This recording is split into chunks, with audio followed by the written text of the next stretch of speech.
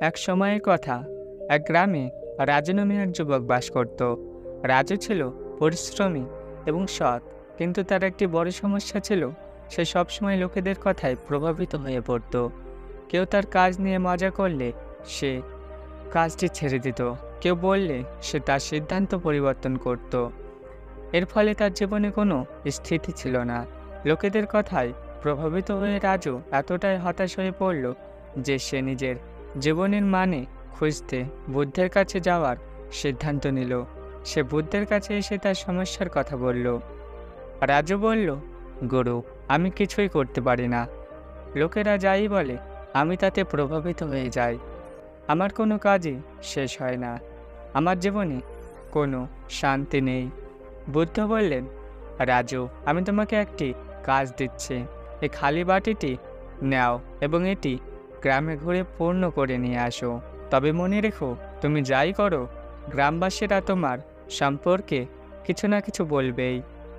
রাজু একটি গাছ থেকে ফল তুলতে শুরু করলো, কিন্তু গ্রামের লোকেরা বলতে শুরু করলো, কি লোভী ছেলে, সব ফল একাই নিচ্ছে। রাজু রেগে গিয়ে ফল ফেলে দিল। আর রাজু এবার একটি কুয়ো থেকে জল ভরতে শুরু করলো। এবার গ্রামের অন্য লোকেরা তাকে দেখে বলল, জল ভরছে, এটাও একটা কাজ হলো। এত বড় বোকা ছেলে। আর রাজু আবার তার কাজ বন্ধ করে দিল। রাজু এবার ফুল দিয়ে বাটি ভরতে চাইলো।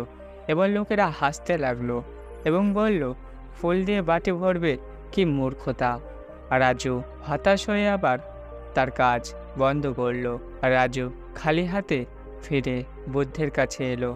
সে বলল, গুরু, আমি কিছুই করতে পারিনি। লোকেরা যাই বলছে আমি তাতে প্রভাবিত হয়ে যাচ্ছি। আমি বুঝতে পারছি না কিভাবে এই কাজটি সম্ভব।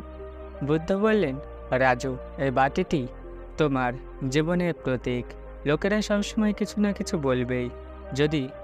তুমি যদি তাদের কথায় প্রভাবিত হও, তবে জীবনে কখনোই কিছু করতে পারবে না। তাদের কথা হওয়ার মতো শুনে অপেক্ষা করো এবং নিজের লক্ষ্যে স্থির থাকো। রাজু বুদ্ধের শিক্ষা উপলব্ধি করল। এবার সে নিজের কাজে মন দিল এবং লোকেদের কথা উপেক্ষা করতে শিখল।